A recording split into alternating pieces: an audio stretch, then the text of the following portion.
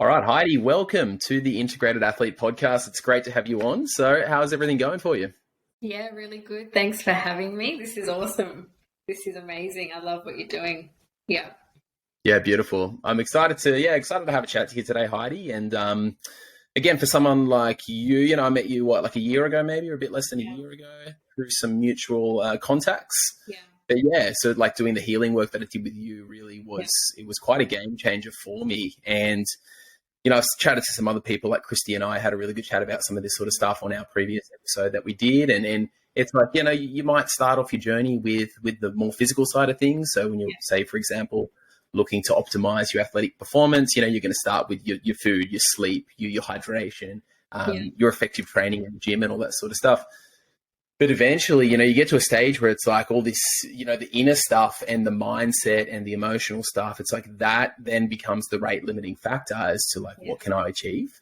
So that's sort of when I started working with Joe, and then I started doing a bit of work with you.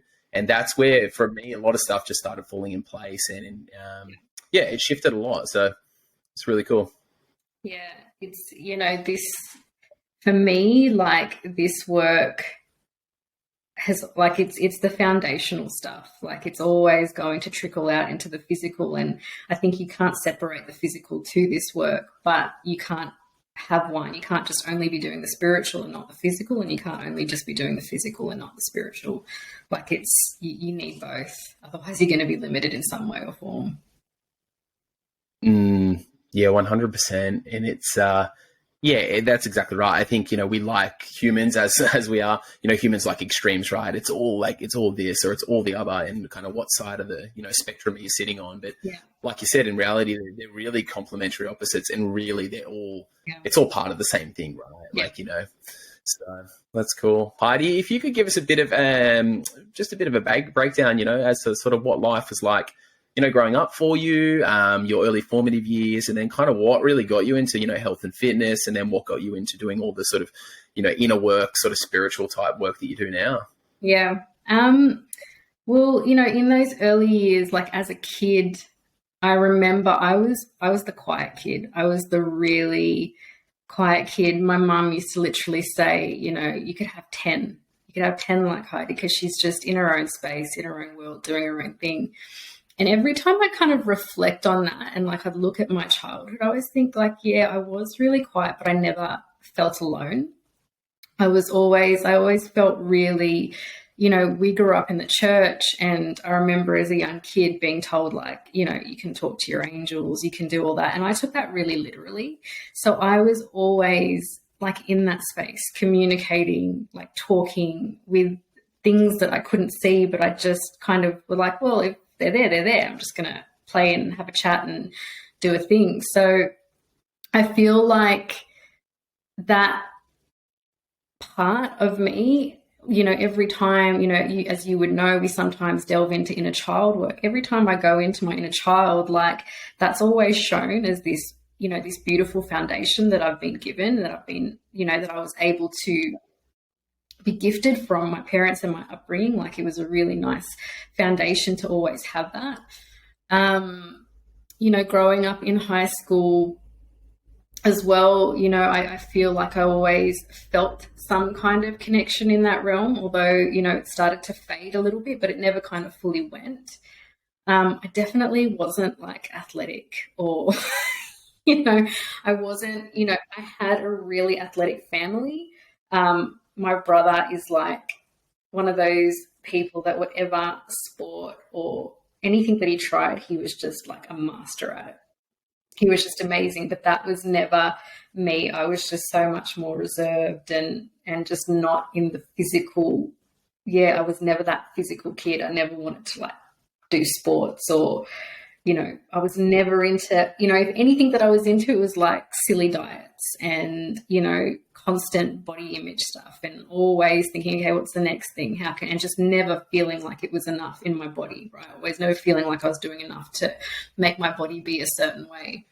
But then I think, and I love how life unfolds. I love how things unfold, because I'll never forget, I met Camille, and he was a personal trainer. I actually have a degree in community education and development and counselling studies, and I was working as a youth worker.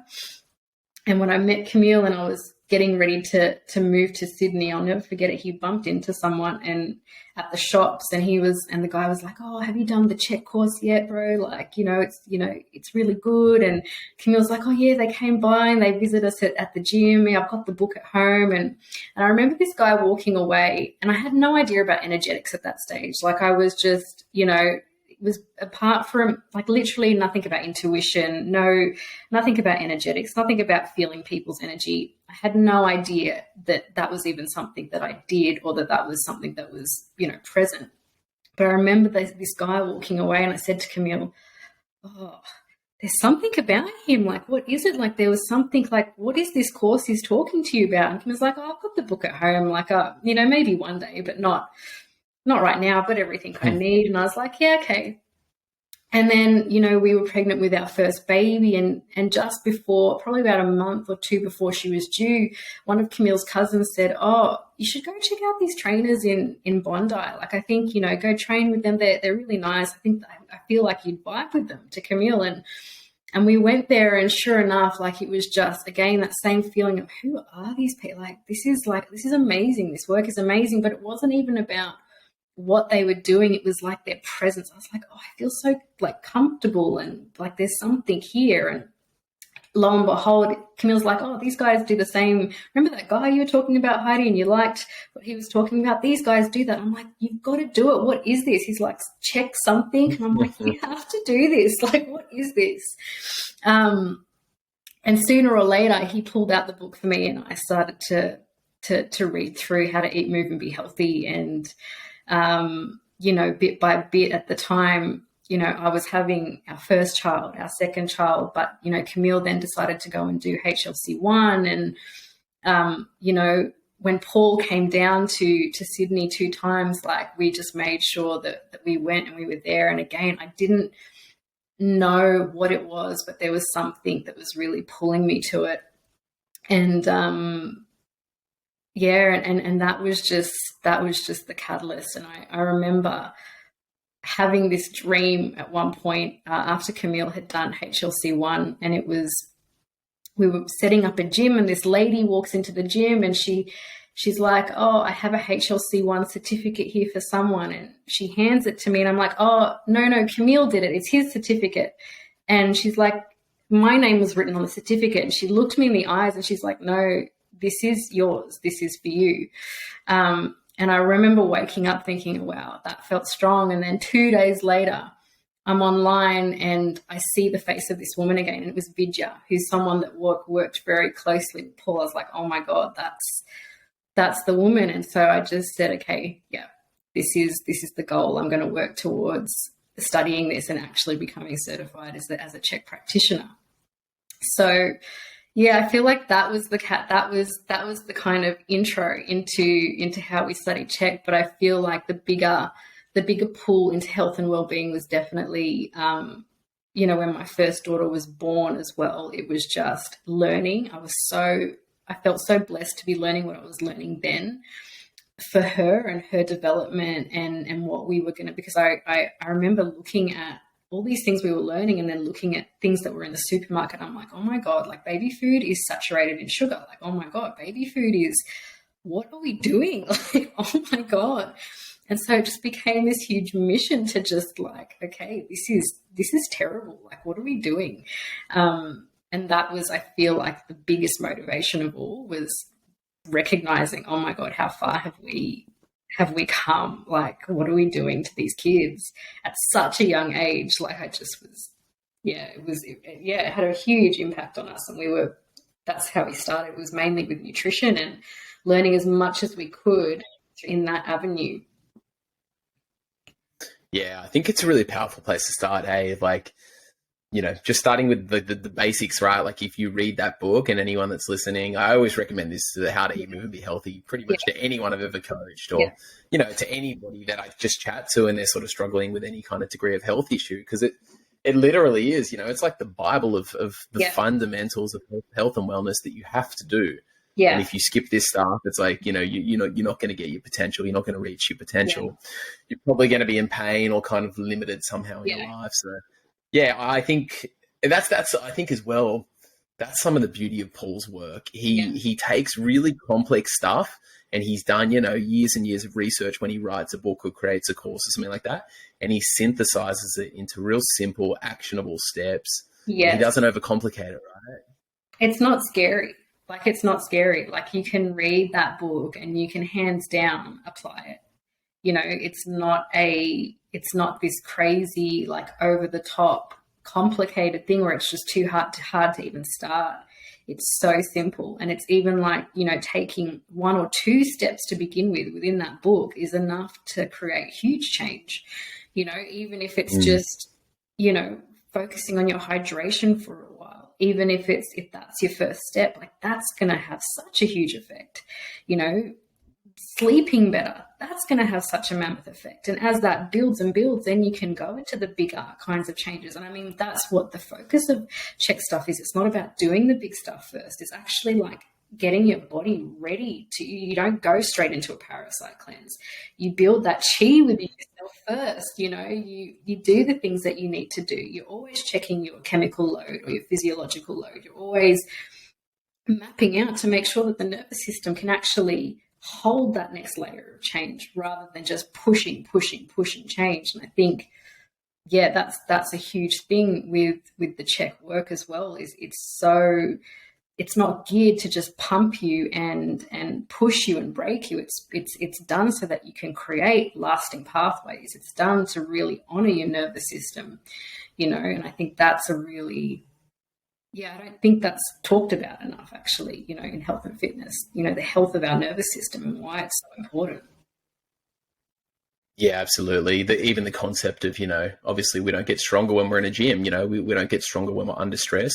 We get stronger when we're resting and repairing and recovering. But another thing that came up for me just then as you were speaking was that same concept, right? We start at the basics, we start at optimizing our sleep, optimizing our diet, our hydration. And then, when the body's stable, the biochemistry is stable, we're not having wild blood sugar fluctuations as an example, then we're actually at a stable place where we can then start to work with the mindset and the thoughts and the emotions and our programming and all that sort of stuff. Because, imagine trying to work with your emotions when you've got a gut full of parasites and, your blood sugar's all over the shop and you're not sleeping properly. It's going to be pretty hard, and it's probably not going to happen. Yeah, 100%. I think, when I finally decided to, not finally, but when, the kids were old enough, because we have 3 children and we had them quite close together. So by the time it was time for me to actually, I'm actually ready to actually become certified in this work. The first thing I did was actually exercise coach, not HLC. And after exercise coach, I just remember feeling, first of all, like, I was like, oh my God, like these, like check faculty, like when they're teaching, you're just like, they're just such a wealth of wisdom. Like, I just can't sometimes fathom how these guys are just like the doctors in the community. Like, I'm just like, you guys are crazy. How amazing it is you just put all this stuff together. But I remember feeling, and I said to Camille, like, this is where we're going to grow. This is what is going to really support, our overall journey. And that's when we decided to do Check Academy. And it was in HLC 2 where, the first thing that we look at is when you're doing check work is the one love, right? It's that one love. And, as much as, I do totally agree with what you're saying with the physical being supported, and that's, you can't work with emotions when your physiology is out of balance. But I feel like even before that, the first thing is that one love. And I didn't fully understand what that one love was until I went to HLC 2, and I realized when we were being taught how much my one love was all these things outside of myself, constantly being pulled outside of myself. Constantly, it was to be a better mum, it was to do this, it was to do that, but it was always these circumstances that were pulling me externally to myself. And it was why, you know, I could be doing and ticking all these boxes. Yes, I'm cleansing. Yes, I'm drinking. And I would still, my health would just not be at that optimal phase. And I'd just look and go, wow, where am I going wrong? And it was that foundational of my one love was so distorted outside of myself. And until I realized that my one love was me, that foundation was still so compromised, because it was just not this true solid foundation of that. Yeah, that core foundation, I guess, is what I'm trying to say. So yeah, I found that discovering that one love and actually working with that was so big, so big. Yeah, I think that's massive, right? Like you were just saying in your own journey there, your own story. It's like I experienced the exact same thing, right? You go through a stage where it's like you're ticking off all the boxes, you're setting goals and you're achieving your goals, or you're working towards your goals. But there's a part of you that, you know, you may still internally feel unfulfilled. You go, well, what am I missing? But then it's when you start to, that's when the inward journey starts, right? Yeah. Like when you're doing all these things externally, you're kind of happy with what you're doing, but there's still something there saying, no, there's more. Yeah. You're missing something. Yeah. And then, I think it's the perfect time to sort of come into yourself. And again, like it's obviously it's cliche, but it is a journey of learning how to work with yourself. And but I think it's a powerful shift when you can do that, when you can make that shift and come inside and stop looking outside of yourself for the answers, as you always like to share and that you've shared with me before. But you start coming into the wisdom within, and ultimately we can experience a better quality of life. We're more content with ourselves. We essentially, you're just searching for less external validation. Yeah, 100%. And I think, like you said before, you know, it takes first going into that, taking care of the body, taking care of your rhythms. And so you can actually be open to, oh my God, yeah, there is more of a foundation that I am missing, and actually have the capacity to go and meet that. Yeah, 100%. Yeah, for sure. So Heidi, I've got looking at a few questions I've written down for us. So, you know, a lot of people talk about the idea of wellness and talk about the idea of healing. How would you define those terms, you know, wellness and healing?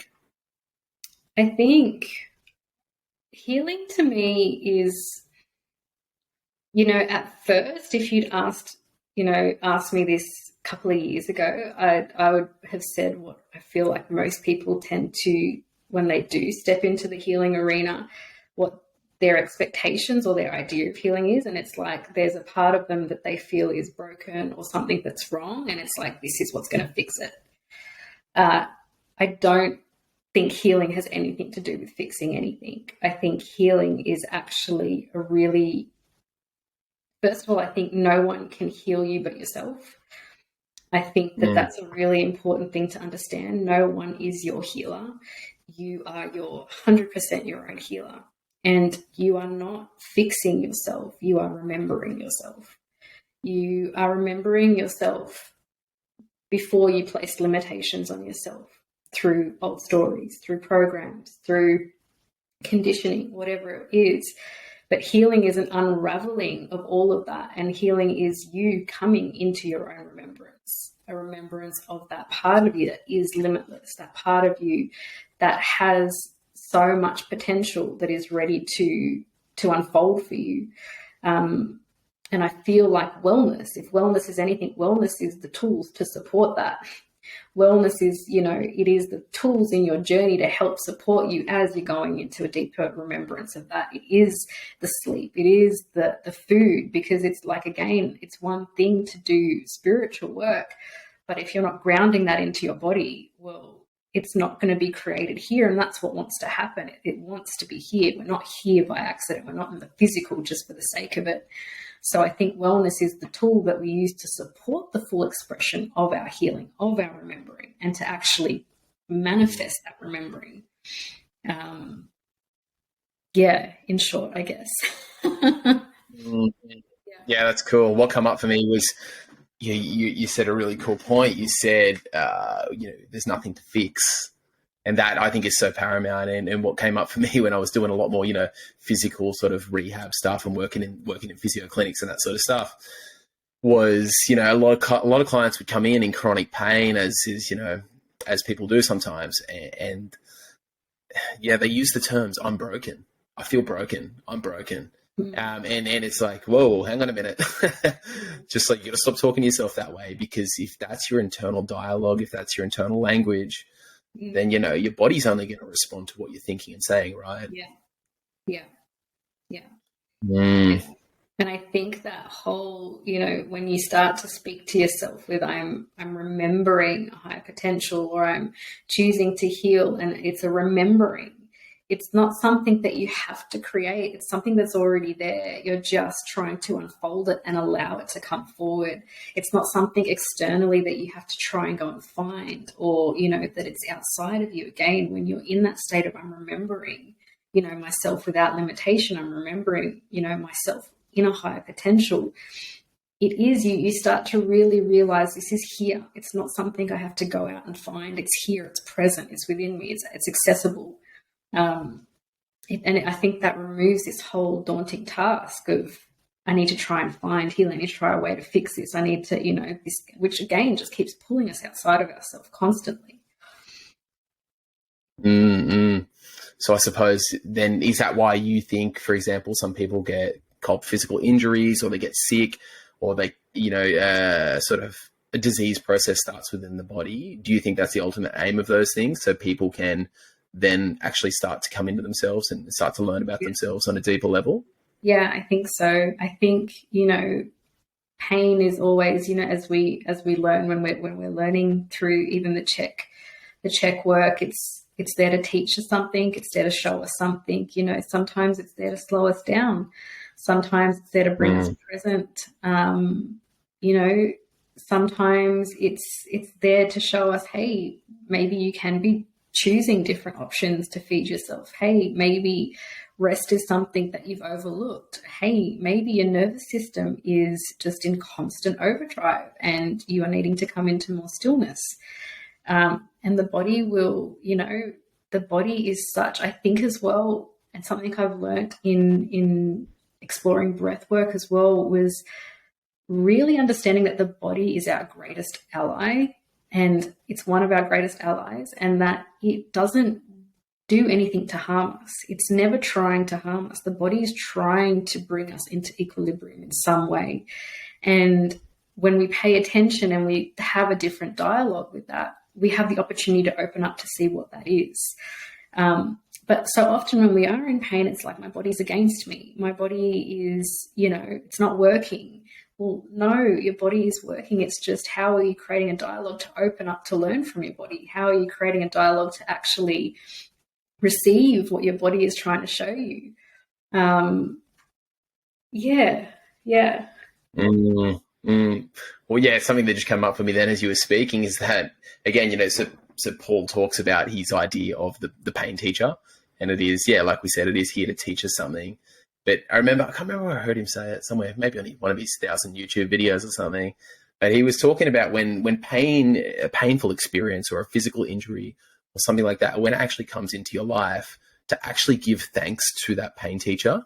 So I think the way that he described it was something along the lines of, thank you, dear pain teacher, for teaching me where I'm, mismanaging myself or not working with this part of myself. And then he would state it in relation to, achieving his dream. So achieving what he wants to achieve. So thank you for this experience, because this is showing me where I need to work with myself or shift my, my way of being to essentially, get closer towards what he wants to, whatever the person's goal is. Yeah. They're one love. Hey, at the end of the day, it's like bringing it closer to that one love. Yeah. And I think maybe just on that topic, while we're talking about the one love, like, it's so important, right? Like, because you're either thinking about what you do want to achieve, and you've got these, goals and desires and ambitions and dreams, or it's like you're constantly caught up in the negative, where you're constantly thinking about what it is that you don't want to attract in your life. And inevitably, because you're thinking about what you don't want so much, you start to bring those experiences, right? Yeah. I'll never forget, like in HLC2, And I think this was completely an exercise that we had no idea Jo was doing with us. You know, she was so, the way she took us through it, but we were just writing down these things. Okay, why are you doing this? What do you want to achieve? And, you know, what is this thing that you're doing? And so we wrote down, I wrote this huge thing of, I want to be, you know, I want to be so healthy for my children. It was all these beautiful, you know, really justified, you know, dreams of the future. And she says, well, what if you don't need any of that to be enough? What if right now in this moment, it's just perfect as you are here, and it just, the penny just clicked, and I just realized, oh my God, like my one love is it's me. It's actually me. And it's my one love is actually the moment to moment of me choosing to, how can I best express me in this moment? And that's my one love. That's my constant coming back to me, regardless of whether I'm cleaning the dishes, watching the kids, whether I'm working, whether I'm holding space for someone. My one love is fundamentally which part of me is choosing to show up in every one of these moments, which part of me am I trying to expand and work on in this moment. You know, that's the core of what my one love is. That's the foundation of my dream. Yeah. I think, yeah, ultimately, as you were saying, right, like, and in that, how can we be present, you know, like, because I think so many of us and so many people, right, we live in this busy society. We're always thinking about the next thing, what's coming up next, what have I got on later today, what's on the weekend, that we kind of forget to actually live and embrace and fully be in the present moment. Yeah. And I know that's obviously, you know, that's the teachings of many great spiritual teachers. But I think that's the ultimate challenge, right, is to learn how do I be here now and fully embrace this moment. Because sort of like, you know, I'm thinking of Eckhart Tolle as I'm saying this, and he always says this beautiful thing, right? Like, when you're in the present moment, what else do you need to do? You know, there's no need to do anything else, because even if you're in an uncomfortable situation or a conflict, it's like you're fully there. Yeah, 100%. And I think that, like, it's so, you know, you hear it so much, like, be present. But how do you actually cultivate presence? Like, how do you actually cultivate that? And to me, it's like, it's actually a choice to choose to do something. When the thought comes, I'm not present. Okay, choose in that moment to do something that will bring you into presence. And a lot of people think, like, okay, let me go meditate, let me go sit and meditate in a space. And to me, meditation is beautiful, but meditation is so many different things. You can be in a meditative state when you are going for an extremely slow walk and you are present with all your senses. You are feeling like your hair on your face. You are feeling what it's like to have your clothes on your skin. You know, sometimes when I really, you know, want to get extremely present in my body, because that is something, you know, in truth, that I love being in the spiritual and I love that realm. And it's, for me, it's like the constant choice of, but bring it back into the body, bring it back into the body, bring it back into the body. And so for me to cultivate presence, sometimes it's literally like, okay, think about my eyebrows and the sensation of my eyebrows, like the most subtle parts of my body.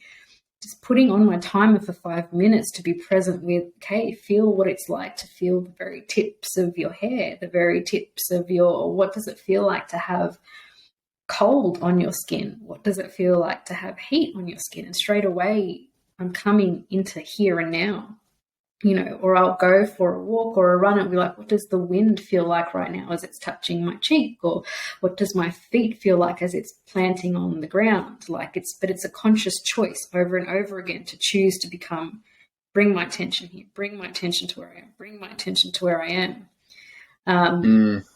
So I think it's a balance between choice and practice. And then the more you do that, when you walk away from that presence, and you can feel when you're not being present, and it's actually becomes very like, oh, take me back into presence, and it becomes something that you actually crave and want to be in.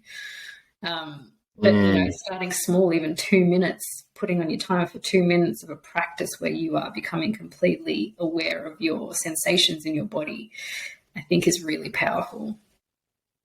Yeah, for sure. And that's also recently for me, you know, why I've loved really getting back into some kind of a Tai Chi or Qigong type practice, is because that's you connecting to the breath, You're going nice and slow, you're reconnecting to your body and just dropping out of your mind. And yeah, again, I always say this to people, right? Like, even if you just do these things, like you set a timer for even 2 minutes, 3 minutes, whatever it is. It doesn't have to be long, but it's such a beautiful way, as you said, it's a practice, but it's such a beautiful way just to bring yourself back to the present moment. Yeah, because it is just easy, right? Just to get distracted, with our phones and our to-do lists and our social medias and all that sort of stuff. It's like, it's so easy to get distracted. So we have to, like you said, remind ourselves. Yeah. I think it's practicing that choice, like recognizing when you and I love Tai Chi is, honestly, I feel like Tai Chi saved me. I used to be so resistant to it. And that's obviously because I was so resistant to grounding in my physical body. But Tai Chi has been that beautiful marriage of literally spirit and physical, like just being grounded and being present in the moment. And exactly like what you said, it's just 2 minutes. Try it for 2 minutes. 2 minutes, if it's too triggering for you, just do 2 minutes. It's better than nothing. For sure. Yeah. And even in that, right? Like, sometimes when I'm really scattered in the mind, it's like, cool, you can do it faster. And then as you drop in, you slow down the pace. If you don't want to close your eyes and you're trying to do it, or you're trying to do a meditation, do it with your eyes open. And then maybe, after 5 minutes, you can start to close the eyes and actually come back in. So, there's kind of like levels to it, right? Like, because for most people to say, oh, cool, I want to become more present, I'm going to sit down and meditate every day for 30 minutes in a seated, closed eye meditation. It's like most people, they're not going to start there because it's hard. It's hard. Yeah, it definitely is. And with the work that we've done with, Ishtar, and so much of that is around meditation. And I remember struggling so much at the beginning, like to sit in a meditation for half an hour was so difficult.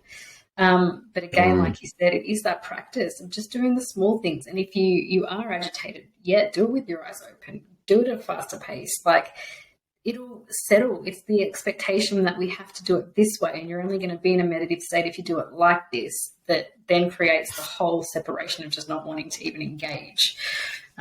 And you never then really experience the gift that it can actually give you. Yeah, absolutely. Absolutely. And again, it's like you said, it's a beautiful marriage of the spiritual stuff and your physical body. And then I think once you get into it, say, for example, you've been doing, say, on any given day, you're doing, say, more than 15 minutes. For me, it's like you really start to tap in. You can actually really feel the subtle energetics of your body and that sort of stuff. But it then becomes, it becomes something that we've had a lived experience of. And it's not just like, oh, I've read about energy and subtle energy. I've read about it in a book. I wonder if it exists. It's like, well, then, no, you just go and you do it. And, after 20 minutes, it's like, cool, you're going to feel it. Even if you've never done it before, I reckon you'll feel it. So Heidi, I wanted to talk about just defining a few terms, because in like kind of, when it comes to this inner work stuff or this spiritual sort of work, there's a lot of dogma and a lot of, I think I've heard Ishtar say it before. It's like, the spiritual world it's almost like more dogma than like traditional religion almost. So if we could talk about just maybe defining some of these terms, and then, we'll have a bit of a chat around what they are. So, a lot of people talk about the self, the higher self, that sort of stuff. And in that, sort of a lot of people talk about the ego and the soul. But how would you define those terms? I think how even I've experienced, like you were talking about lived experience, it was one thing to learn about those terms. It has been a completely different unraveling for me, experiencing those two terms within myself. I've come to really feel like the ego it's like a vessel. It's like a vessel, like this is Heidi. My ego self is Heidi. I'm a vessel.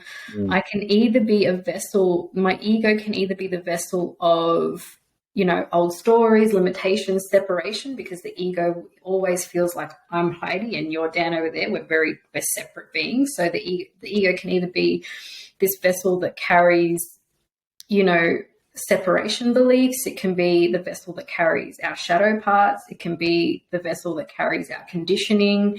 It can be the vessel that carries our limitations. Or, you know, when we bring the ego into that alignment, it can be the vessel that actually helps us carry our soul's purpose and mission. And I feel like so often when we speak about the ego, and what, you know, so often you'll hear is, you know, the ego has to die, the ego has to be destroyed, the ego is such, it's like this, we have this really negative connotation around the ego, such negative talk around our ego, and it's all like, oh, you're just in your ego, or, you know, and then we feel shame, like, oh my God, I was just in my ego. And, you know, it becomes, especially when you're doing spiritual work, it becomes this really taboo thing. Oh God, no, I'm in my ego again. And it's like, you need your ego. Like, you can't be here without your ego. Your ego is this beautiful vessel that actually helps you ground your spirit. You can't be in this room without your ego.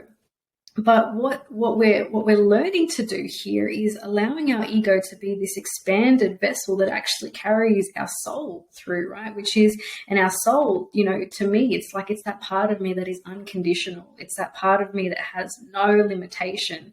It's that part of me that can see potential in everything. It's that part of me that is expanded, right? And the ego is this vessel that has the potential to carry that and ground that and bring that into the physical planes. So that's my, you know, that's my take on the ego and the soul. But I always feel so called, like every time I'm working with someone, I'm just like, yes, we need to soften the ego. And yes, this might be your ego talking, but it doesn't mean that we just jump on the ego like it's our enemy. Like, we really, really need our egos. And sometimes the ego just needs to know that you're not trying to get rid of it, for it to just settle down. Sometimes the ego just needs to know you're not trying to kill it. You do need it. You do value it. And kind of lets its grips a little bit loose to open up to more of that expansion of the soul. Yeah. Yeah. Powerful stuff there. And like you said, it's ego in nature is separation, but we wouldn't know each other if I didn't know that, you know, you're Heidi over there, I'm Dan over here. We wouldn't, you know, we come to know our unification like through that separation. Yeah. Yeah, I think it's again, like you said, and ego is not a bad thing, right? Like, we need ego. And I think sometimes, like you said, we think of ego as, you know, big ego, like too proud, like thinks they're the best, thinks someone that thinks they're better than everyone else. But ego is also that small ego, right? Where it's like, you don't believe in yourself and you're not confident enough. That's also your ego. So yeah, like you said, it's, we've got to either bring it up a little bit or bring it down a little bit. And align it with, like you said, that deeper wisdom of the soul that is within us. Yeah, 100%. So, yeah. So Heidi, I know that you're really big on, in your own work, you're really big on working with the shadow, and, you know, a lot of people talk about shadow aspects of us. But maybe for the listeners, if you could define what is the shadow. So yeah, what is it essentially? And then, like, how do you go about actually working with it? Yeah. So the shadow, and again, this is through learning, but also through my lived experience with it, and do it, like, we've done so much work around the shadow. But the shadow is like the parts of us that we don't want to see. It's a part of us that we don't see. You know, it's either we reject it, we're repelled by it, we judge it. You know, it's the parts of us that, you know, I also come to see in the last couple of weeks, it's the parts of ourselves that we also sometimes want to protect. So we kind of put it into that space where we don't want to look at it. We don't want it to surface, because then it's safer, unseen by the world, unseen by us. But it's predominantly, you know, those parts of ourselves that we judge, or that we believe aren't, you know, the parts of self that we believe kind of weaken us, or, you know, we don't want to accept that is a part of us. Sometimes that can be, you know, wounds, you know, from any time in our childhood to, you know, I go into past lives as well. You know, the shadow can come from many, many places. Other times it's not just about the wounds, it's about, you know, the parts of self that we really will judge in somebody else. You know, you know, I love touching on the shadows that we really, really don't want to see in ourselves, like the envy, the jealousy, the greed, that we really think are like these really horrible parts of society, and we place it outside of us because we really don't want to see that it's within us, right? And so we create this huge separation of, these parts of us. But what essentially the shadow is it's part of you. Whether you are conscious of it or not, it is a part of you, but it is a part of you that you have created this huge separation to, and that you've placed outside of you. And it's almost like a fragmented part of your energy field. It becomes something that is pulling at your energy field because you've taken a part of yourself and you've said it's not right, it's wrong, and you've placed it out here. Right. And so your energy gets really fragmented and pulled because this part of you is still a part of you, whether you want to see it or not, kind of getting like a visual right now. And I don't know if this is going to even make sense, but it's like, you're a symphony.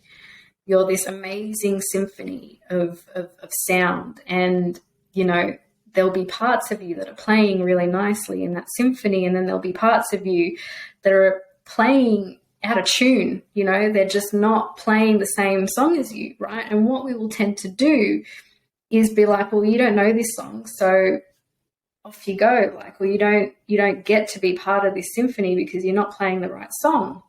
And this is where healing comes down to, because so often when there is a shadow part of us that's showing up, we want to do what? We either want to cut it away or we just want to fix it. Well, let me fix your song, right? And this comes down to how to actually work with the shadow. The first thing is, well, look at how gifted that part of you is still playing. They might be playing the wrong song, but have you seen their handwork on that guitar? Have you seen, and that's how we actually work with our shadow. And that's the only way we actually truly can integrate our shadow, is when we recognize the gift that the shadow brings you. And you recognize that the shadow actually holds an extremely important part of you.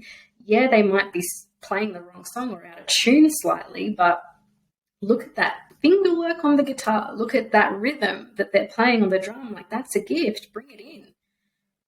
Like, show it that, it's a part of you. Trying to cut it out is just going to make your orchestra sound really thin. Trying to get rid of it or pretend it's not there, it's not getting rid of it. It's just going to actually make your sound a lot thinner. You're not going to be this whole, massive orchestra with all your sound playing, and I think that's a huge part of why shadow work is so important, because when we have parts of ourselves sitting outside of us, or when we have parts of ourselves that are fragmented, our energy is thin. Our energy, how we step out into the world is a very small fraction of who we are and who we can be. Right? It's a very small fraction of our potential. And, so that's why I think shadow work is so important. And it's not easy. It's not easy to see all those parts of ourselves. It's not easy to accept all those parts of ourselves. It's not easy to not go into the fix-it mode of, oh, I don't like that I hold this, let me just try to not be that. It's really hard to actually see the gift in those parts of us and actually bring it home. Because we're so, especially when, we're in the energetic space, and when we're in the spiritual terminology, a lot of people will see shadow and they'll come and they'll try to cut it with light and send it off. Let me just cut all these parts of light and just flick it off. And it's like, no, you're flicking off parts of me. Don't do that. Chuck it in the bin with the ego, hey? Chuck it in the bin with the ego. These parts of us are so, they're just not in that enlightened space. So let's just chuck them in, not realize that they hold such a valuable part of who we are. So yeah, that's my little take on shadow work. I feel like it's something that I'm going to keep learning about, it's just, yeah, I'm even at this phase at the moment where I'm just like, there's a deeper purpose to the shadow than what I currently know. Like there's a really big gift in the shadow that I feel like we're really missing. So I feel like I'm still in the exploration phase of that at the moment. Yeah, so really, as you said, right, like really honoring it and accepting it for who it is, for who, those parts of you, right? Yeah.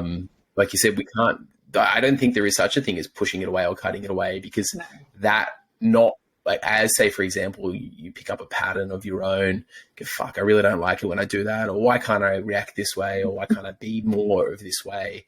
that within itself just creates more separation. 100%. And then, you've amplified the separation within yourself, right? And it's like, it just kind of puts it creates more work. It what else really came up for me as you were talking? So many things popped in my head just then as you were talking. Toxic. It's like toxic positivity. People have those sayings of like good vibes only. It's like, no, you're allowed to feel shit. Yeah. And in those days where you're feeling shit, or those parts of you that, the shadow parts of you that you don't like or you judge, cool. That holds some gifts. That holds some medicine for you. So it's like, I don't think the human experience is one where we're going to feel good all the time. Inevitably, like you said, we learn from those times that we do feel like shit, or when the patterns are coming up and those ways of being, fuck, like, why does this keep happening in my life? Oh, okay. It's actually my stuff that I've got to work on. Oh, the common denominator is me. I'm the common denominator in all the bad situations in my life. Oh, fuck. Wow, it's me. I love what it's that positivity, that positive mindset where it's like, okay, I'm feeling this way. I'm just going to think my way out of it. And I think that's one of the, that's where we tend to go. I feel like people are becoming more open with recognizing their shadows now. I think people are like the dialogue now for, it's not so much this taboo thing anymore to recognize, oh, yes, I am triggered and the shadow is around jealousy or whatever it is. I think people are really great at naming it. But then comes the next part, which is actually integrating that part of yourself, actually bringing that part of yourself home. And again, when we go into that, let me just try and think my way into positivity so I'm not accessing this. Again, you're not resolving that part of you. You're not actually bringing that part of you home. And the only way you can really do that is through the heart. As cliche as that sounds, like the only portal that will really bring that part of you home is your heart. And it's not going to come home if you're still judging it, saying, okay, you can come home when you're no longer jealous. You can come home when you are acting this way, and this way. Because the shadow's like, well, you don't really want me home then. And we're so afraid to bring it in because we think if we bring it in, we become more of that, not realizing that the more we bring it in, the more we actually see the truth of what this vibration is holding and what it has come to gift us. And I always say to people, maybe take away the language, take away the word jealousy, for example. Just feel what that vibration is. Just feel what it's doing. Just feel it as a vibration rather than a word that has a meaning that then puts you into a whole story. And when you're feeling the vibration of jealousy, just breathe with it and open your heart to receive it, right? Don't push it away. Open, and it might feel uncomfortable at first because you still hold this attachment to what jealousy must mean of you as a person. Let that vibration come into the heart and then let the heart work with that vibration and see where the heart wants to actually assist that vibration to move. And then you might have a deeper understanding of what the gift of that is to you. But if you try to go with it through the mind, and you have so many because you have so many definitions of this is what jealousy, this is what it's doing to me, this is what it's like, and so you hold on to it, that you don't give that vibration a chance to actually be held in the heart and then actually open to the gift of what that vibration can show you or teach you. It doesn't give you the skill. Like I said, in that orchestra, that part of you still, yes, it's not singing a tune that is what the orchestra is singing, but it still has some serious skill there. Like it's got something that's valuable to you, trying to just rid it completely or say you can only come in when you are A, B, C, D, you're going to lose, you can't lose a part of yourself, but that part of yourself is going to still stay out there, and we want that wholeness. Like your orchestra sounds amazing when all of you is playing. Like you want that. You want that to step out into the world. I really love that orchestra analogy. Is that something you just come up with, or you've been going with that for a while? No, I've just literally thought about that then. I think it's like I love associating things with sound. Like that's how I see things through sound. And I feel like everyone has a song. Everyone is a song, and so often when I am in a space and I am working with someone, I will often hear the song of the shadow. I will hear it. I can hear that part of them sounding a song, and I can hear the songs of their higher self. And when I move into a space of sound, I feel like it's a beautiful space to be in, because the mind kind of lets go of the meaning of this definition and this definition, and you can kind of just hear how one sound is supporting another sound, and then how one sound is then kind of shifting and merging into another one. I think it's just a nice way to work with it, for me anyway, for me personally. Yeah, that's cool. That's cool. You touched on some really cool points as well there, Heidi. What did you touch on? Again, when you're speaking, there's so many things that pop in my head. Oh, I want to talk about that and talk about this. I think it was one of the things that you touched on as well when we did some work together in our coaching sessions and our healing sessions that we did together. But it was exactly kind of what you were saying, right? Like, when you're experiencing an emotion and it's coming up, just actually allow it and have the physical sense and invite it in, because it sort of disempowers it. You say, like, for example, with me, that one of my patterns in the past has been that real anxious pattern, but actually then inviting it in and allowing it to flood into your body and feeling how it feels as it vibrates through your body, it kind of just takes all the power away. Because like you said, we start labeling it through the mind. Oh, this is what I'm feeling. This is how I'm feeling it. Oh, this is why I'm feeling it. This is when it started occurring in my life. And you start kind of, living it through the head. And kind of in that, what also come up for me as you were speaking was our need. I think we inherently have this need to label everything. Yeah. Why do we have to label everything? Like, And the thing is, as well, is like, let's just go back to anxiety. When you say the word anxiety, because you hold a definition of what that is, but my definition of how I experience it versus when you just take away the word and you just allow the vibration to teach you, the pain teacher, right? When you allow the vibration to teach you, what is it teaching you? What are you needing? And then marrying that with being present with it, marrying that with presence.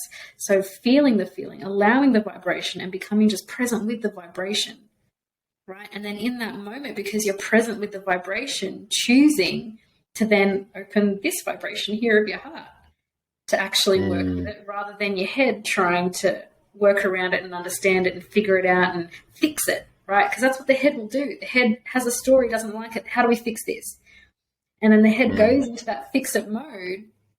And then what happens to that anxiety? It's just amplified and amplified and amplified. And it becomes a bigger story, a bigger sensation, a bigger feeling. And, the cycle continues, right? But when you come out of the head, I don't know what you are, but you are a vibration in my body.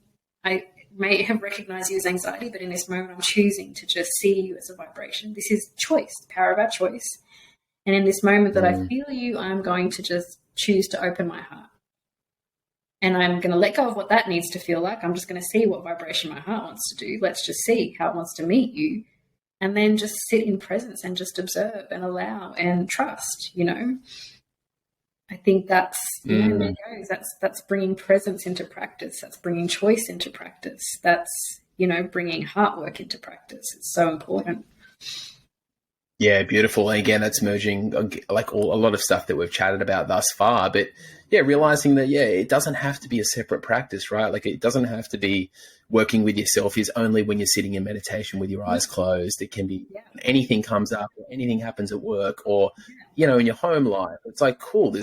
It reminds me of, I don't know if you've read that book. Are you familiar with Matt Kahn? No. Matthew Kahn? No. He's a spiritual teacher. He's really cool, but he's written a beautiful book called Everything Is Here to Help You. And that's the essence of the book, that whatever's happening in your life, whatever comes into your life, whatever's occurring for you at this point in time, it's here to help you evolve and learn more about yourself. Yeah. So really just accepting that, I think, is key. Yeah.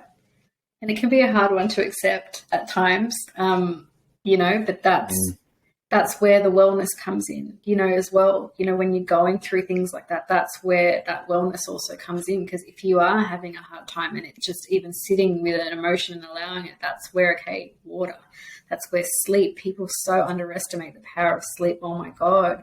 Even as an integrated tool, when you are processing something, like sleep, allow your body and your cells to really get into a space where they can function and not be so pulled into an emotional field where it's just stuck. I feel like, I know for myself personally, sleep is like one of my biggest medicines. And I think we underestimate the wellness tools when it is coming to things like this. We can't separate the two. For sure. Yeah, absolutely. And again, it just kind of brings up the power of those fundamental things, right? Like this stuff, your sleep, your water, your food, your movement. It's like, this stuff is paramount. It's like, you can't skip it. You can't just do one or the other. It's like, you've got to, again, that's why I called the podcast the Integrated Athlete Podcast. Because like, if you want to become integrated and evolve, it's like, you've got to look at everything. So that's cool. So Heidi, a lot of people talk about the masculine and the feminine, and a lot of people assign gender roles to these energies, but I suppose the reality is, everyone's got masculine and feminine energies and qualities within them. So I suppose, how do you like to work with people in the regard of like the masculine and the feminine? Do you think they have to shift or change or, embrace more of one or the other? I think it's really dependent, and especially with universal rays healings, when someone comes in, we never work. It's always the soul picking the journey. And so it will really depend on what that person soul is saying. This is what's the highest potential for you at this present moment, at this moment. What is it within yourself that needs to come into balance within this present journey that is going to be the higher potential for you? And so that changes for everyone. Like, again, what you said, masculine and feminine has zero to do with gender, like zero, nothing, absolutely nothing to do with gender. Our masculine energy is, to me, it is the mental mind, it is our action, it is everything that we're doing, it is matter. It is, we are actually constantly in the masculine realm because we are on earth. We are constantly in the doing. Even when we are sitting in meditation, we are still in our masculine energy because we are doing a meditation, right? The feminine energy, in from what we've learned, but also from my experience, it's actually the nothingness.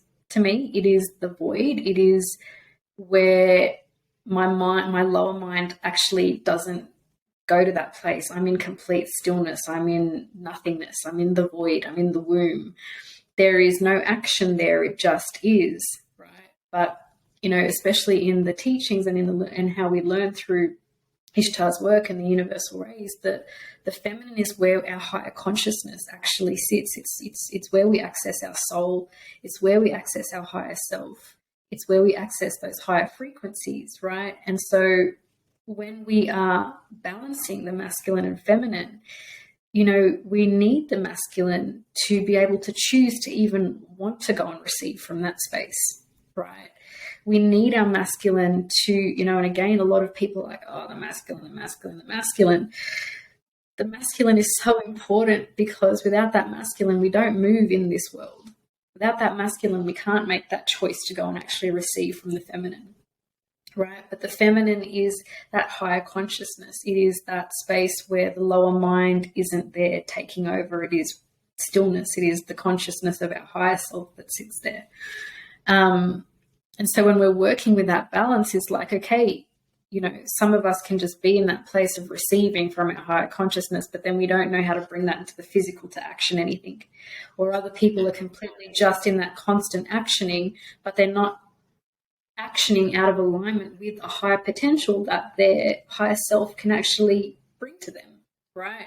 And so this is the balance. It's you need both, and we're trying to anchor in both, right, into the physical, right? Because it is about bringing it into the physical. It's about embodying the higher consciousness into the physical, allowing our higher consciousness to give us guidance, and then to actually action that in the physical, not just dream it or stay in that space up there, So it is a really, and it's a balance that has nothing to do with whether you're a man or a woman. It is, we're all doing this, and we're all constantly shifting and changing in between the two and trying to find that balance, right? And a lot of the times there will be shadow parts of us that are a bit resistant to that balance, whether we have a part of us that's resistant to receiving, or a part of us that, you know, has a fear of tapping into our higher consciousness, or there is a part of us that, you know, believes that they can only survive if they're in the constant doing. You know, this is shadow consciousness. It's those beliefs and those stories that, you know, that keep us in that limited or unbalanced frame of actually being. And this is why we do the shadow work as well, because it's not truth, but it is the part, you know, that's what keeps us out of balance. And so that's why we do shadow work in the first place, to help bring balance to our being. Yeah, really cool. Again, like as you, it happens all the time. Recording podcasts with people, but as you know, the guest is speaking and inevitably delivering like great material or whatever they're bringing through, like is coming through. It's like my head's sort of going in 100 different directions.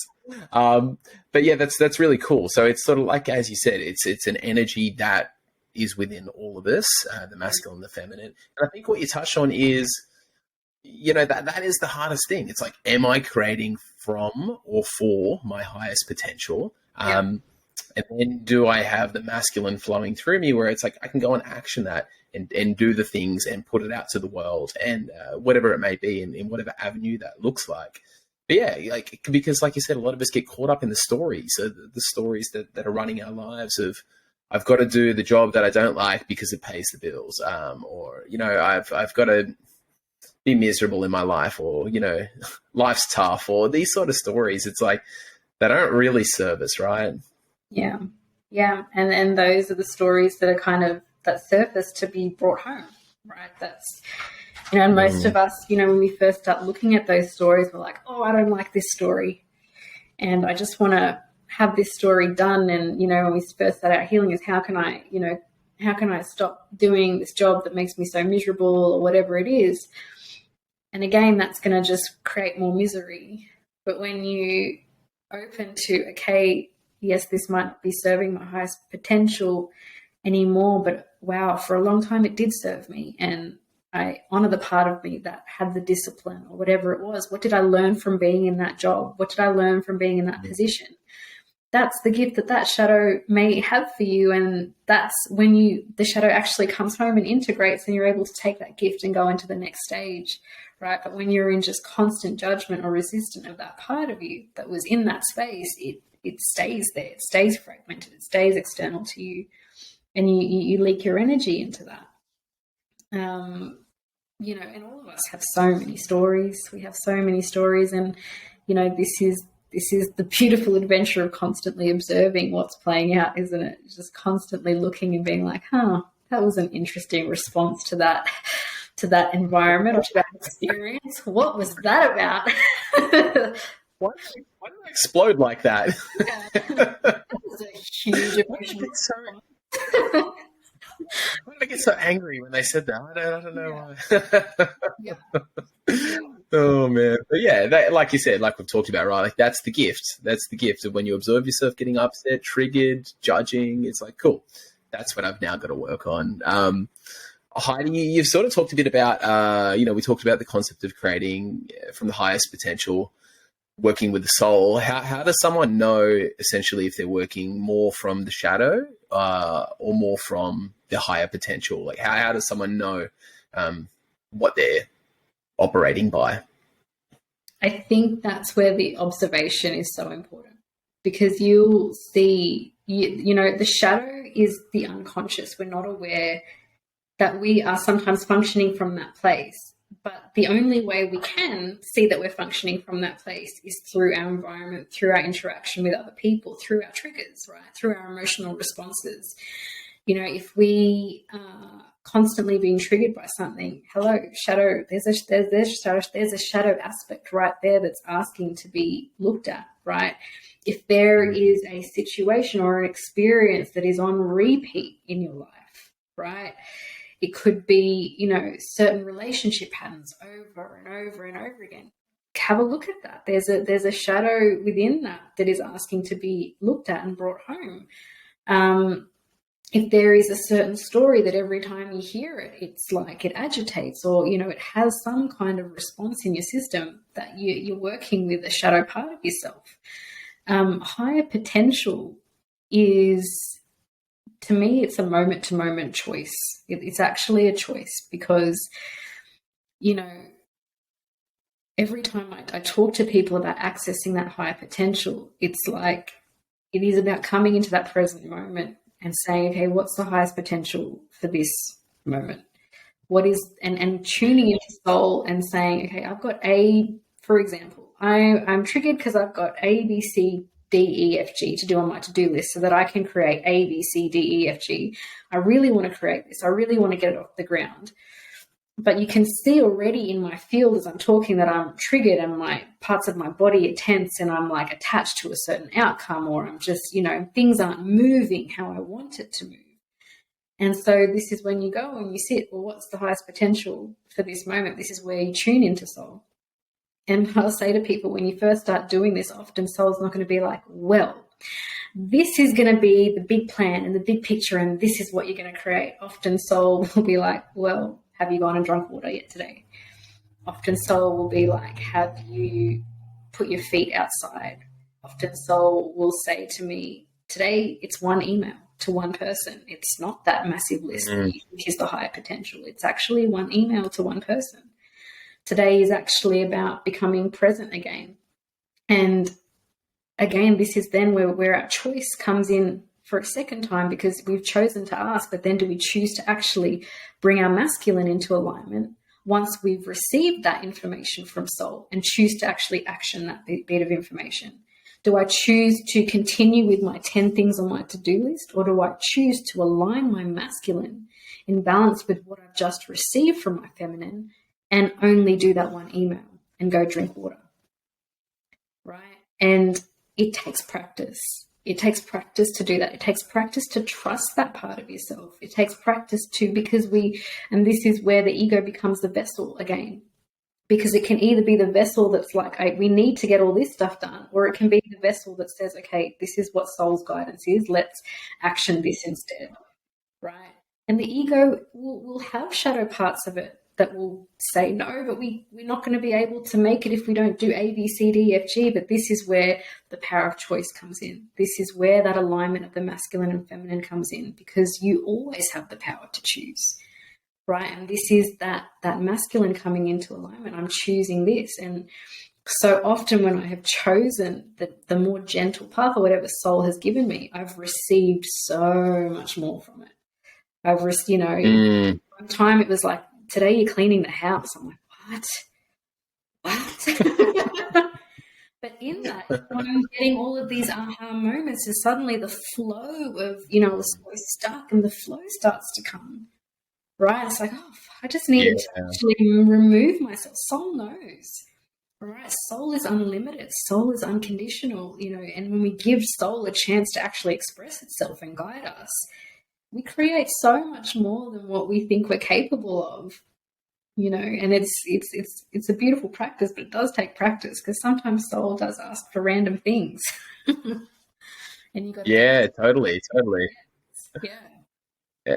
I think, like you said, it really is a practice. It's the same thing, I think, in anything we do in life, it's all a practice, right? Like, if we take the example of whatever it may be, getting in the gym and you want to get physically fit and really strong and that sort of stuff, it's like, you look at the people that are really strong and they go, yeah, cool, I got in the gym consistently 3 times a week for like 20 years, and then after 20 years, like, all right, I was really, really strong. So it's like acknowledging that there's no timeline. It doesn't have to happen by the date that your ego wants it to happen. Yeah. But again, if you are choosing, and sometimes this takes a bit of courage, like you said, to actually trust and to listen to whatever it is that you're receiving. But if you're willing to actually do that and then follow through on the guidance that you get, it's like, boom, maybe you create something even more magical than what you thought your ego, or what your ego thought it wanted. 100%.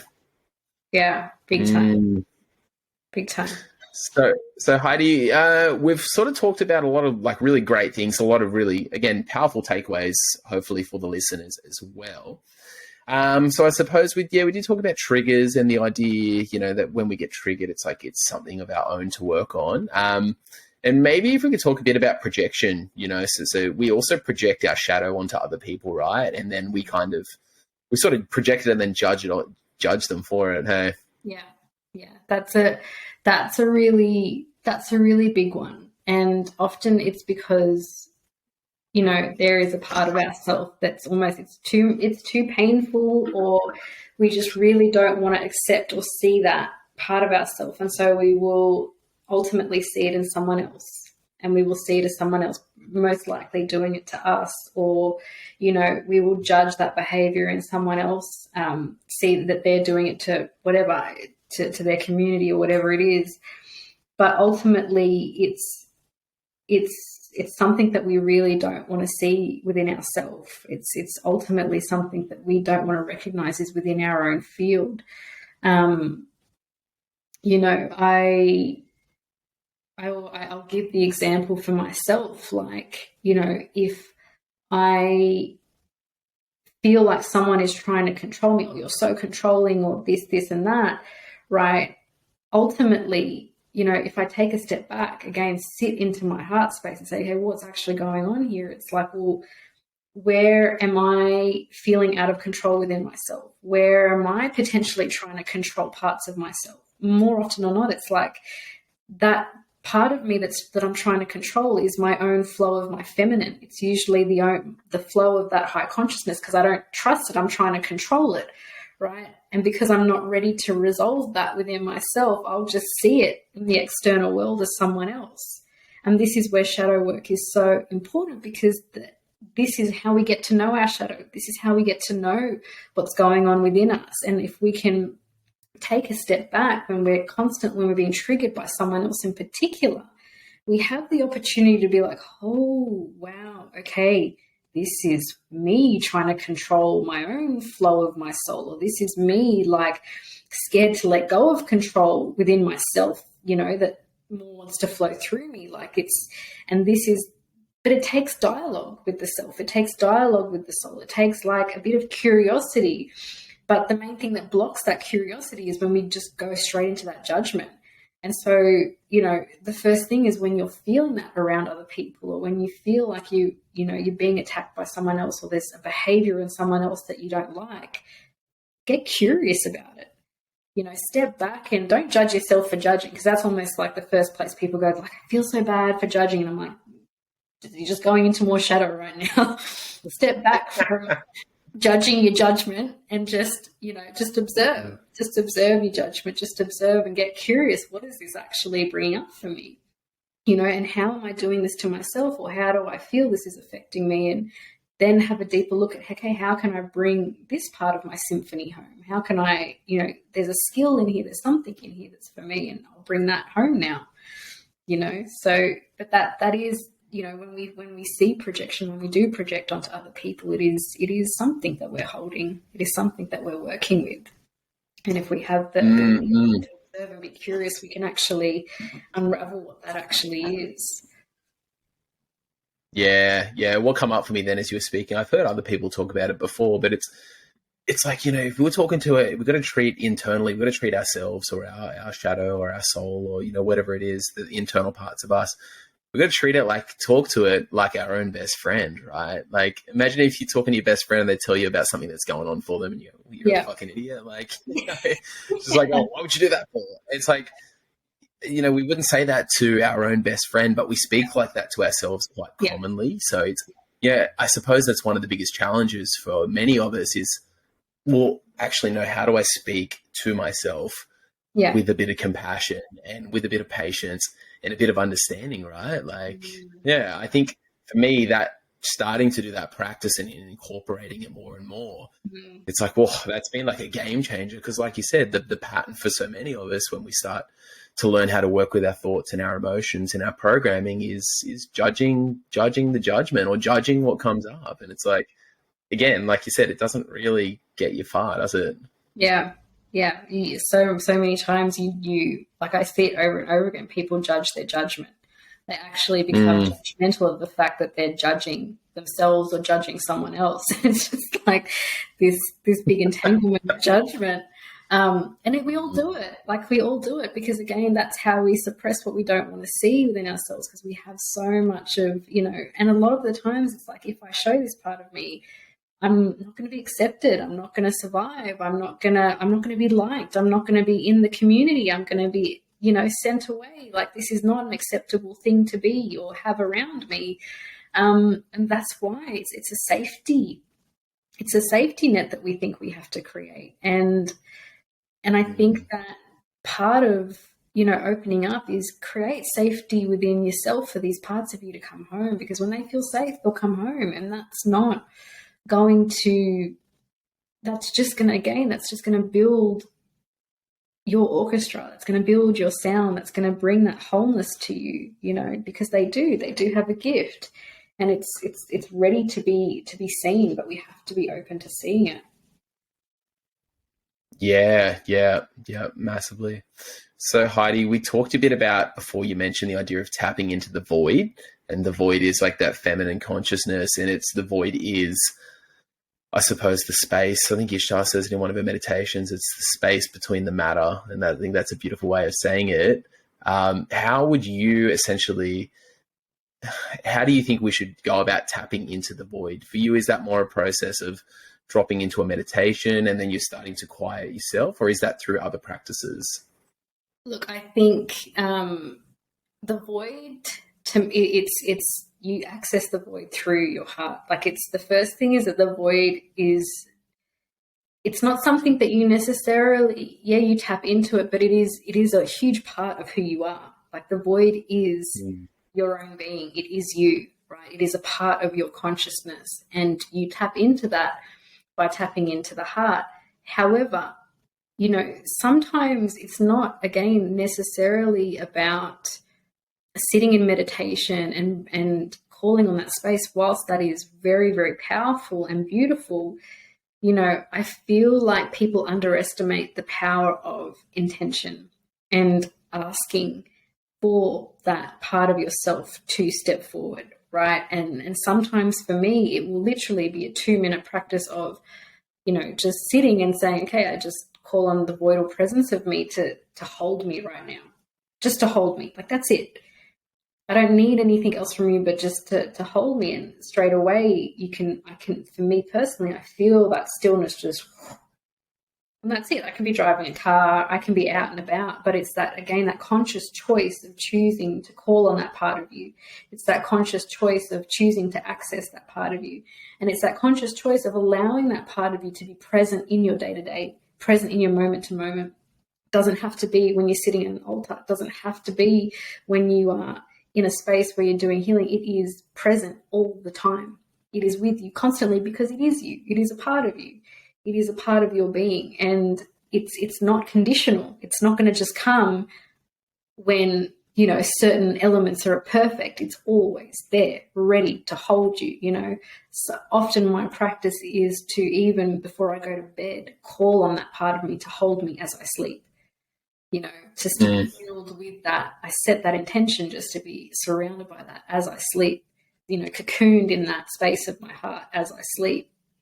And it's a really nourishing practice, because then you get to know your heart as well. You get to become really acquainted with your heart. You get to become really acquainted with this higher energetics of you, and it becomes part of just who you are day to day. You can feel it day to day. You commune with it day to day. Like you were saying before, that dialogue of a best friend. Your heart is your best friend. The voidal space is your best friend. Commune with it, ask of it, speak to it. Sometimes it's not going to respond to you in the way that your ego might want, but that doesn't mean it's not responding to you, and it's, when you constantly get into the practice of talking and feeling and opening and setting intention for that part of you to be present with you all the time, before long, it just becomes you. And this is how you anchor the feminine into the masculine, isn't it? It's how you actually create that masculine and feminine in the actual physical of your day to day. Yeah, really cool. That's really powerful. I think, you made a really good point. It's something that I've heard, one of our mentors, Joe Rushton as well, say so many times. It's like, that is really the ability to make a choice, and you're always choosing. Like, that is quite literally your superpower. Yeah. and acknowledging and owning, like really owning it. Like, cool, I'm always making a choice in every moment, day to day. And again, like you said, not judging yourself for making the choices that you do, but just really empowering yourself and stating that, like, cool, these are the choices I'm making. And it's ultimately it's me that's making them. I can choose to be present, or I can choose not to be present. Yeah. And I think just really owning that as well, it kind of really, it takes you out of the victim if you Yeah. can really own it, acknowledge it, and state that, like you get to choose how you respond to things. It's not happening to you. 100%. It's not. And like, exactly, our superpower is our power of choice. It is quite literally our power of choice. And in every moment we can access that superpower. And I think we forget how powerful that is, and that it is simply about choosing an intention, choosing a moment, choosing to call on something within yourself, choosing to hold a part of yourself in a moment. Like, it is moment to moment choices, and we get those opportunities, and that's what I love about shadow work is the shadow initiates you. It initiates you to choose in that moment to honor a part of yourself. It's an initiation in that moment to choose to open your heart a bit wider. It's an initiation in a moment to choose something different to actually release an old program. And I think that's really powerful.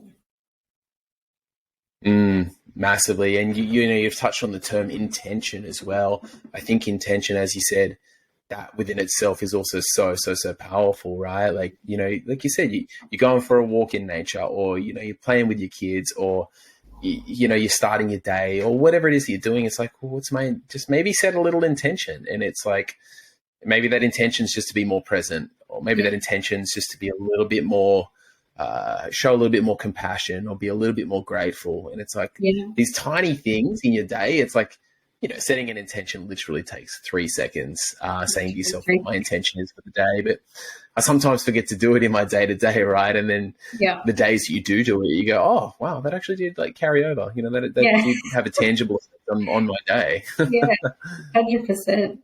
100%. I love setting intentions just around like opening to that support of, whatever, of that higher self. Like, that's something that I love to constantly, because I feel like the more I set that intention, the more I start to see that part of myself weave into the day-to-day in unexpected ways. And not because I'm trying to do anything, because once I set the intention, I just let it go.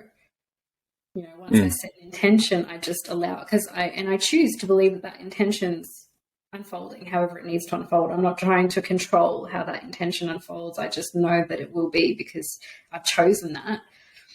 And I love to then observe, okay, how that has actually weaved into my day, how that intention has actually unfolded throughout the day. And I love the fact that when you set an intention, then letting it go, like trusting that that's going to occur, like letting it unfold, then you can just kind of step back and you can be the observer a bit more. I think that's beautiful, a beautiful, powerful thing with intention work. It lets you actually step back of that, trying to control how your day goes, and actually allow it to unfold.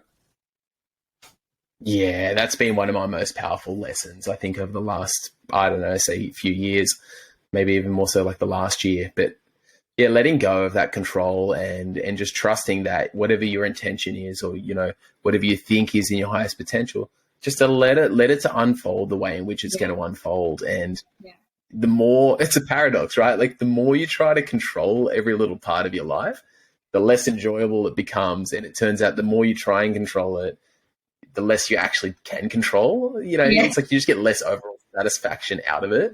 Yeah, 100%. It sort of ties in as well, Heidi, to the next point that I had for our little discussion here. But it's that idea, a lot of people talk about it. It's the idea of manifestation, of manifesting your dreams and your goals and all that sort of stuff. So I think you touched on a really powerful part of it, is we set again, like, let me know your take on this. But for me, it's sort of like setting your goals and your dreams and your ambitions and your intentions. And this kind of directs our life force. So this is sort of, allowing us to say, well, you know, what are then my values and what choices do I want to make? Yeah. But then I suppose letting it go, as you said, is a powerful part of that practice, because Yeah. it might turn out even more grand and more powerful than you could have ever have dreamed or imagined. So what's your sort of take on that whole idea of manifesting?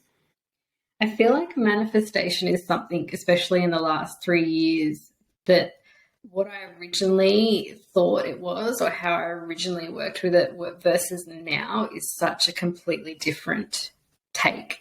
You know, it used to be all about, okay, focus on your dreams and make them happen, right? This is, you know, focus on this, and then, you know, if you focus on enough and you put the right energetics towards it, that's what's going to unfold, that's what's going to happen, you know. Whereas now, when I work with manifestation for myself, it is literally like letting go. It is literally letting go everything I think I want to create and making room for what my soul actually wants to create through me. It is, and again, it is that practice of what is the highest potential for today. You know, I will wake up in the morning, and if I don't have things booked in, okay, what is the highest potential for today? And it's not about what the highest potential that my ego wants. I'm never like, what is the highest potential to create this, this, this, and this? Although sometimes I am really tempted to go into that. And sometimes I do. And more often than not, soul's like, try again, let's ask again. Like, let's just, you know, let's try and reword this. And it's, okay, what is the highest potential for me today? What is the highest potential for me to create in this next hour? What is, you know, and working with it step by step, I've learnt to let go of what I think that bigger picture is. And I have come into this space of, I have no idea. I actually have no idea what the bigger picture is. But I'm okay with that, because I know that when I'm constantly tuning into the highest potential of this moment, the highest potential is the only thing that can be created and manifested.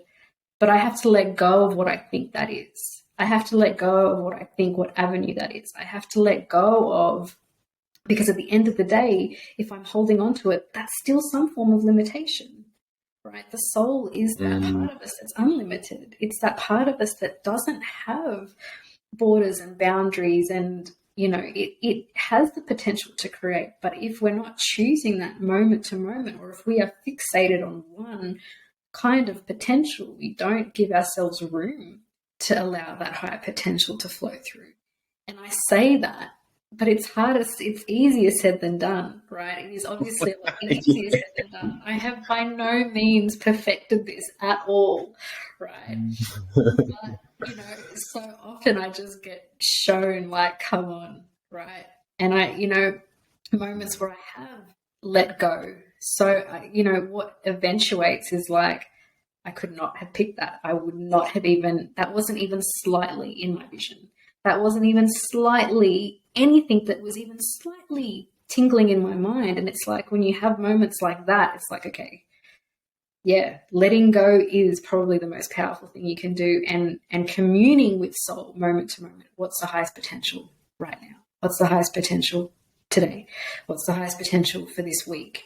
You know, sometimes you will get given something bigger. Sometimes you will get shown something, you know, more extravagant for you to work on. But if you're not used to saying yes to the little things that soul guides you to do, when you get those bigger things, you're more likely to probably freak out, you know. So I feel like it's also that practice of saying yes to the little bits of guidance of what we're manifesting and creating, you know, with choice, right? Because we create with choice, like we keep saying.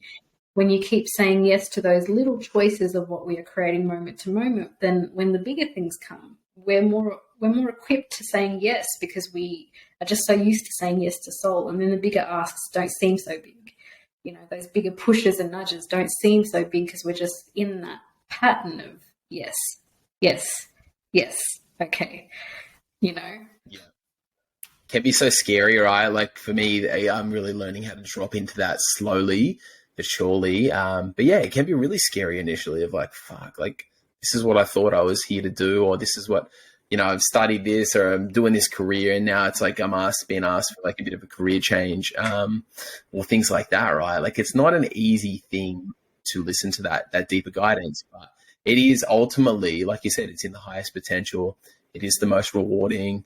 You're going to get the greatest satisfaction out of it as well. So, yeah. And I think also what you were saying in regard to the minute to minute, the hour to hour guidance, I think that's so important, right? Because we can, do the classic thing that people do, right? We sit down on January 1, cool, I'm going to write out all my goals for the year. And this is what it's going to look like.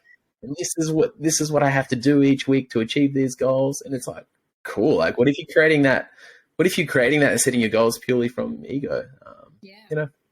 Maybe it's not actually serving you. Yeah. Just, and that's just something to reflect on. Like, what part of me is creating this goal? What part of me is creating the steps to achieve this goal? Who is this within me that's wanting this? What is my ego as a vessel? What part of my vessel is actually creating these intentions and these goals? And it can be super scary. It can be super scary when the ask is something different to what you think.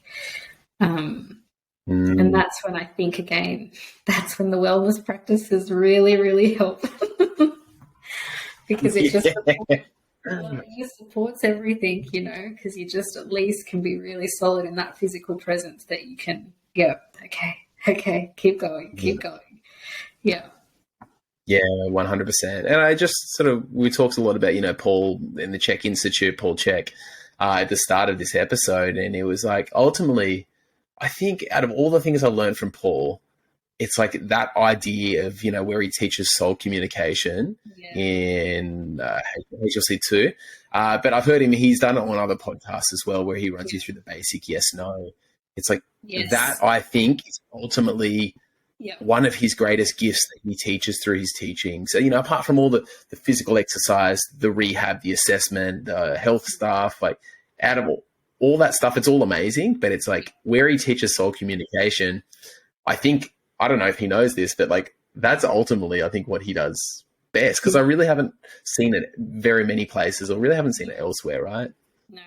It's funny you say that, because even like at the beginning, and I actually forgot to mention this story, but that was Paul came to Australia, and that was my catalyst.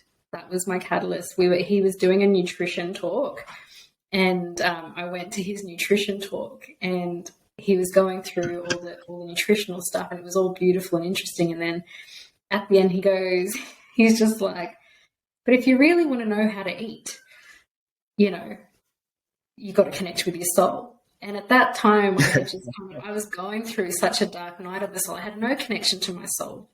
I had no idea I had a soul. It wasn't something that I was communicating with, was aware of, like none of that. And I'll never forget it. It was this moment where he got us to stand up and say, okay, ask your soul to show you a yes. And I just remember this from my heart space and from the back of me. And I just got chills, and I was like, oh my God, it's been me. It's me. Like, I'm here. This thing is within me, this actual presence that, I've thought was this external, presence around me is actually this presence that's within me. And that was the catalyst. And I always say that day with Paul, that soul connection was the catalyst to everything. It was just that moment of, oh my God. And you hit the... What year was that, Heidi? I cannot remember at all. Let's see. I think maybe 2013, 2014, maybe around that time, if he came around that time, because my little one was 2. Yeah, around that time. I can't remember exactly the date, but it would have been... I don't think he's been to Australia much after 2015, so it's probably, pre-2015. Yeah. Yeah. And for anyone that's listening that wants to do this exercise, it's really simple. You sit down, take a few conscious breaths, and then you ask yourself the question, dear soul, if you are there and you can hear me, please show me what a yes feels like. And you'll feel something within your body, if you even remotely tapped in. And then you do the opposite. You say, dear soul, please show me what a no feels like. And for me, it's like when I feel a yes, it's like, boom, strong, tall. Yes. surge of energy coming through me. When I feel a no, it's like my whole physical body just collapses and I just sort of shrink in on myself. So yeah, I encourage anyone that's listening, just to go through that exercise. And and again, like it's a journey of like learning how to communicate with that part of yourself, but just starting with really simple things, like I think he gives that example of, the food. All right, cool. Do you want to eat? Should we eat one cookie today, or should we eat 2 cookies today? Should we have chicken or should we have pizza? And it's like, you're asking these really simple, fundamental questions, and then you can just eventually over time work into the deeper stuff, right? Yeah. I love that. I love that, especially with the food. I found that was such a powerful, and you don't think no one thinks like, let's ask Soul for my dietary requirements, but it's so spot on. Like it's so spot on. And yeah, you're 100% right. Like he's really brought that through, and that has been such an anchor, I know, for our household. And it is such a simple, it's such a simple, accessible, but very potent, powerful tool to work with and to use. Yeah, 100%. And I think it's helped me a lot in my own, physical training and competing, like in martial arts and that sort of stuff. Some days you've got your training plan there and, you go, fuck, all right, cool. I think I'm going to go really hard today. And you ask, like, what sort of training should I do today? You ask that question to yourself. Sometimes it's the complete opposite to what you think you have to do. Or like you said, particularly with the food, I think it's a real game changer with the food. So often we can have maybe like food allergies or food intolerances or even just the idea, like, oh, cool, I'm weightlifting, therefore I've got to eat X amount of protein. And it's just like, well, maybe that's not optimal for you. And it's like, how do we tap into that wisdom? It's like, cool, just through this journey of learning to communicate with your soul. So that's, I love that process because for me, like I said, it was just an absolute game changer. I love that you brought it up. So Heidi, it's been an amazing conversation. So we've just got a few more rapid fire sort of questions to finish with. It's been really cool. I've really enjoyed this.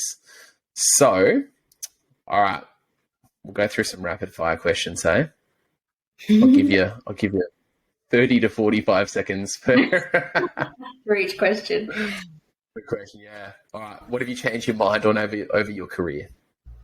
Oh, hands down, just to step into the spiritual aspects of work. Yeah, it's definitely was not an easy choice to make because I had I'm going through this check, I'm going to go to this level, and it was just a very strong guidance of, no, that's not where you're going. That has been great foundational work for you. This is where you're going. And so it's been more about the energetic healings, the breath work and holding spaces like that. Yeah. Yeah. Beautiful. Beautiful. What would you say is the most important lesson that you have learned? Soul connection. Hands down. Yeah. Hands beautiful. Down. Boom. Bam. So for anyone that missed out, just rewind about 2 minutes and we can go back through the soul connection. All right. So if you could go back in time and give your 18-year-old self some advice, what would you tell them? I would definitely tell them everything you're experiencing is fine. You're going to learn from it. It's going to be all worth everything. It's going to be all tools in your toolbox, and just wait for that moment where you meet soul, because that's where it changes and it's going to bring everything into alignment for you. Yeah. Amazing. 3 most influential people in your life and why? As much as I want to say like Paul Chek, Ishtar, Joe Russian, I'm going to actually go with my 3 kids, Marley, Zen and Rose. Influential because they show me and teach me so much more than I think anything else ever has. So I feel like they are the most influential. They are my biggest teachers for sure, hands down. Yeah, that's cool. I don't have kids or anything of my own yet, but I imagine like they'd just be an absolute, like a mirror for you, right? Like, you see, the way you react or the way you parent or the way the things you say to them. It's like, oh, fuck, there's that shadow material coming back up again. Just what I thought I was coming out on. That's why I thought it healed everything. Oh, so good. Heidi, any sort of books or podcasts or courses or anything like that you'd recommend? Look, there's the normal books of how to eat, move, and be healthy. Anything obviously that is channeled through Ishtar, is amazing. But I feel like the big changing moment for me was when I, at some point, put down the books and started to sit inwards and realized that there's a lot of knowledge that sits within. There's a lot of stuff that you can't read from a book that you have to experience, because even if you do read it from a book, it's not tangible until you actually receive it from within. So I think a lot of inner work is really just not even inner work, just sitting with yourself, just being with yourself, just receiving from yourself, setting intention with yourself, bringing that through yourself. It makes it so much more tangible and understandable when you actually experience it, not just read it or listen to it. Yeah, powerful. That's something that I'm really working on myself as well, because it's like it's so easy to get caught up in, like we talked about, right? Like the mental, living the life through your mind, and trying to think like a quest for knowledge and that sort of stuff. But as you shared, it's like when you're just happy being with yourself, it's like boom, you can receive so much just in and of that. So that's cool. So Heidi, where can people find you online, on social media, website, that sort of stuff, so they can check out all your offerings? No website at the moment. Only place you can find me is Instagram, and it's Heidi_Shinira. It is through DM. Offerings at the moment would be universal rays healings and breathwork journeys, and coaching through those two modalities. And I do a lot of shadow work stuff around those two modalities, working with those modalities to support that realm that people are journeying through. And I also teach the Master's Way. But that class has already started for the moment. But when I do start another one, that will definitely be up on there. But that is me. Yeah, amazing. Cool. So for anyone that's looking to sort of invest in a coach and wants to explore the shadow realms, you sort of, how do they go about, I suppose, working with you? Is it a block of time that you coach by, or is it X number of sessions? I've recently kind of sat with, and received that, especially when we're working with the shadow, it's just not necessarily this quick, 4-session thing. When people are really delving into it, it's, I work with the tools, obviously, the healing modality of universal rays. I will bring in breath work and certain meditative practices that can assist as well. So it really just depends on the individual. It really depends on what they're working through, but definitely it's blocked sessions. It's not one-offs. There's no one-offs with this kind of work. It has to be a period of time. Yeah, cool. Like you said, I think you've got to integrate this stuff, right? Like you got to work on it. Or you do the energy sessions, and it's like cool. Then you see what's been coming up for you over the last few weeks or whatever that time frame is, and totally. I think and again, like that idea of a one-off is like that's probably more the thing of people want to be quote unquote fixed, like which is what we talked about at the very start, where it's like cool, it just doesn't work that way. So yeah, not at all. Yeah. Awesome, Heidi. So I very much enjoyed our chat today. It's been amazing. I'll pop all the links down in the show notes. Is there anything else that you would like to say? No, just thank you. This was awesome. This has been a really beautiful chat.